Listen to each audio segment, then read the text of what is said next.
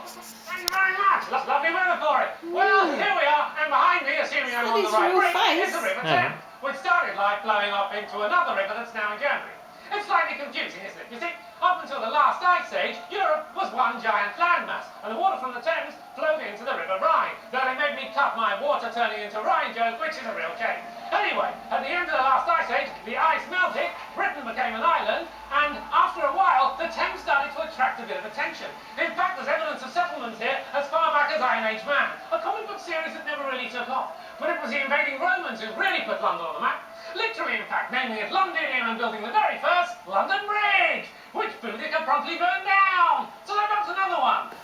Yeah, there it is, that's the other bridge that they built as London became the capital of Roman ruled Britannia. Until the Romans stopped ruling Britannia, the Saxons abandoned London and decided to build their own version a mile outside the city. Oh, but not for long, because the Vikings attacked, and the Saxons quickly moved London back inside the old Roman city walls. And for good reason, because those Vikings do not hang around. In fact, they come over, pull down the supports of London's only bridge, and in moments, London Bridge is falling down, falling down, falling down, inspiring a nursery rhyme, the lyrics of which I can never remember. But another bridge is built. Yes, the world-famous London Bridge, which remained the city's only bridge until the 1700s. So this one saw a lot of history. It saw the Golden Jubilee for Edward III, the first river-borne coronation for Richard III, and of course Henry VIII's funeral procession. Though this last one got a little bit messy when Henry's body took an overnight break somewhere near Richmond, exploded, and bits of him got eaten by dogs. Though I think he went to dogs sometime in his 30s.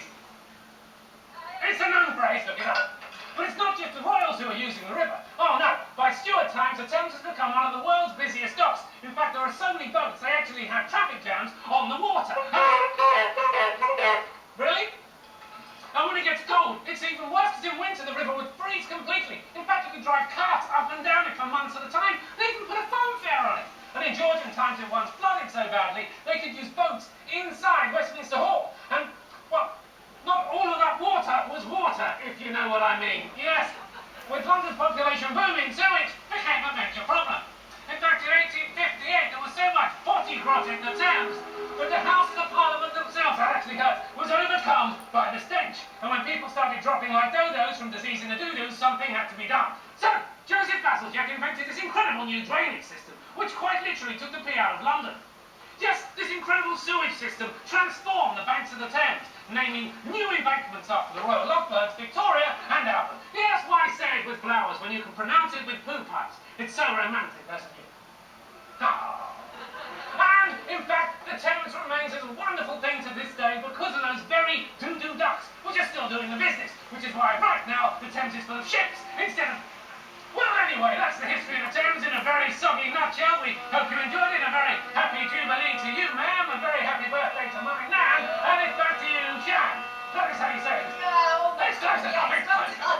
Someday all news will be like that. Thank you very much to Bob Hell.